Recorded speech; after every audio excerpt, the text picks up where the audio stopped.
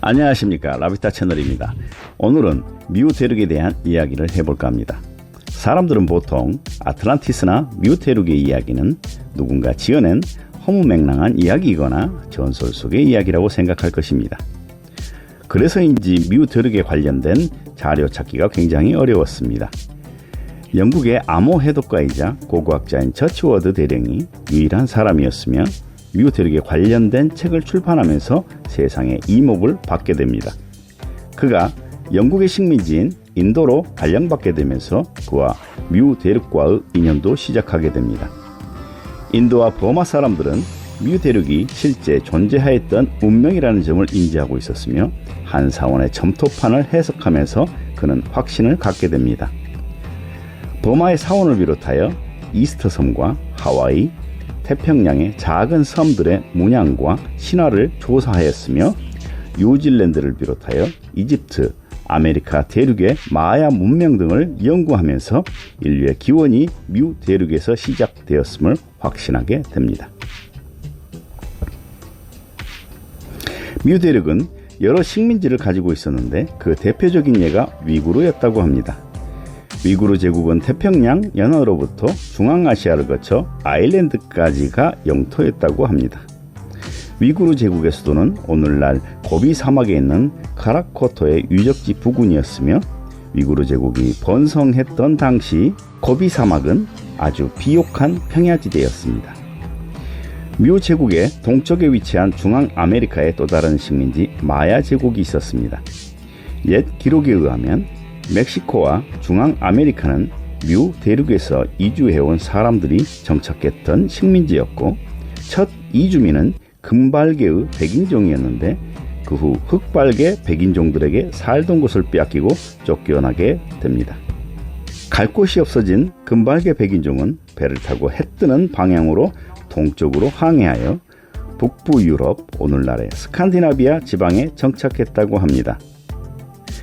트루아노 고사본과 코르테시아누스 고사본에는 미우 대륙이 언덕들로 이루어진 땅 혹은 산등성이처럼 이랑지고 고리패인 땅으로 묘사되어 있다고 합니다.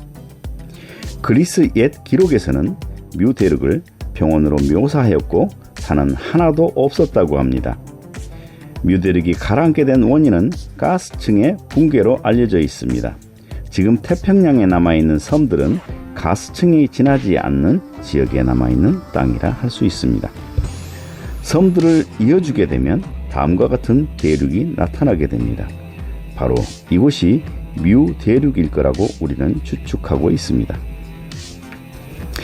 미우 제국을 나타내는 상형 직사각형을 나타내는 기호와 3을 상징하는 3개의 동그라미라고 합니다. 3개의 동그라미는 미우 대륙이 해협이나 바다에 의해 3부분으로 나뉘기 때문입니다. 당시 미우 대륙의 6,400만 인구는 10개의 종족 혹은 민족들로 이루어져 있었는데 종족마다 제각기 서로 다른 특징을 지니고 있었지만 하나의 정부가 그들 모두를 통제했다고 합니다. 그들은 왕을 선출하고 그 왕을 라라 칭했으며 그 후 라미우라는 칭호를 갖고 제사장과 황제의 역할을 겸하게 됩니다. 또한 미우 제국은 태양의 제국이라는 호칭을 사용합니다. 미우 제국 국민은 모두 하나의 신앙을 가지고 있었으며 영혼의 불멸을 믿고 또한 영혼이 언젠가는 위대한 생명의 근원으로 되돌아가게 된다고 믿었으며 창조주를 경외한 나머지 그의 이름을 입에 올리는 것조차 꺼려했으며 기도할 때나 탄원할 때도 상징을 통해 조물주를 칭했다 합니다. 라미우는 대리자일 뿐 신으로서 경배받는 존재가 아니라는 사실을 국민 모두가 가르침을 통해 알고 있었습니다. 미우 제국의 국민들은 문화 수준과 교육 수준이 아주 높았으며 지구상 모든 인간은 미우 제국에 속한 미우의 자손들이었기 때문에 지구 어느 곳에서도 야만적인 풍습은 찾아볼 수 없었다고 합니다. 지배 계층은 백인종이었으며 순백색 혹은 올리브색 피부에 부드럽고 큰 검은 눈동자, 쭉 뻗은 검은 머리를 지닌 아주 잘생긴 민족이었다고 합니다. 백인종 외에도 황색, 갈색, 흑인종이 있었습니다. 미우 제국 국민들은 훌륭한 항해사였으며 건축술이 뛰어나고 돌을 잘 다듬었다고 합니다. 뮤 제국에는 종교와 과학, 학문의 중심지였던 7개의 대도시가 있었으며 그 밖에도 큰 도시들이 많았으며 세 부분으로 나뉘어진 국토 곳곳에 소도시와 마을들이 있었습니다. 투명한 신전이라 불리웠던 거대한 속초 신전들이 있었는데 지붕이 없었던 이유는 태양신 라의 빛이 기도와 탄원을 올리는 사람들의 머리 위로 비추게 하기 위해서였다고 합니다. 부유층 사람들은 수많은 보석들로 장식된 아름다운 옷을 입었으며 그들은 여러 명의 하인들을 거느리고 궁궐 같은 집에서 살았다고 합니다. 이 위대한 제국은 지진과 화산 폭발로 인한 해일로 인해 도시는 파괴되었고 평평한 대륙 위에 용암이 쌓여 원뿔 모양을 만들었고 오늘날 남태평양 섬들로 남아있다고 합니다. 대륙은 바다 밑에 가라앉고 결국 작은 섬들만 남겨지게 됩니다. 남태평양 제도의 주민 가운데 일부는 고대 뮤 대륙에 살았던 주민들의 먼 후손이라고 할 수 있습니다.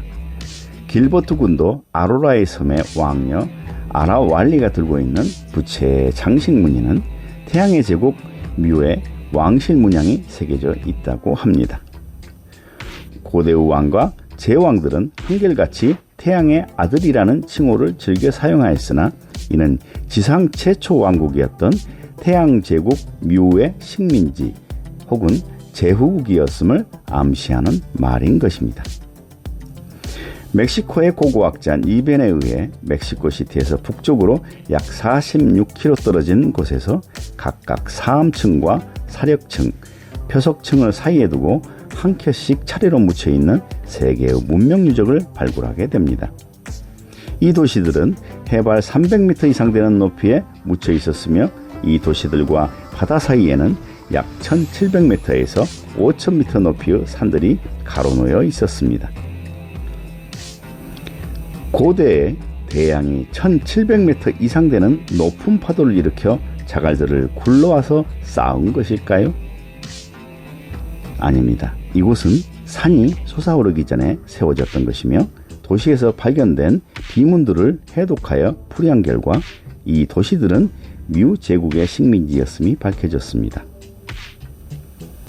지질학적으로 가장 아래쪽에 묻혀 있는 도시의 연대가 제3기로 거슬러 올라가며 5만 년 이상 이전의 뮤 제국의 식민지였다는 것입니다. 이 시기는 홍적세의 빙하기 이전, 유럽의 홍적세의 원인 하이델베르그 네안데르탈인이 출현하기 이전의 일이었습니다. 이곳은 1m 두께의 화산재로 이루어진 층이었고 그 아래에 심하게 파손된 집들에는 재와 돌 부스러기들이 가득 차 있었습니다. 표석이나 자갈, 모래 등이 쌓이게 되는 것은 물 때문입니다. 거대한 파도와 대홍수가 일어나 돌들을 날라다 놓은 것입니다. 그러나 멕시코 분지를 형성하고 있는 고원까지 닿을 수 있는 파도나 홍수는 없습니다. 이들 도시가 있었을 당시 멕시코 전역은 해발 30m가 채 안 되는 평원 지대였을 가능성이 큽니다. 지구 내부의 가스벨트 형성기에 이 지역에서 일어났던 화산 활동은 활발했으며 바다 밑과 위에서 동시에 대지가 들어 올려졌고 바다 밑에 지면이 솟아오르며 거대한 파도가 일어나게 됩니다. 바닷물은 거대한 파도를 이루어 모든 것을 휩쓸어 지대가 낮은 곳에서부터 엄청난 기세로 밀려 들어옵니다. 일련의 고립된 가스 공동들이 뮤 대륙의 지표면 가까이에 모여 있었으며 떠받치고 있던 공동의 가스들이 폭발하면서 대륙은 가라앉고 그로 인해 주변 대륙은 높은 파도로 인해 홍수가 나고 지각 변동으로 땅이 들어 올려져 산맥이 형성되었고 이벤이 발견한 문명지가 해발 300m 이상에서 발견된 이유일 것입니다.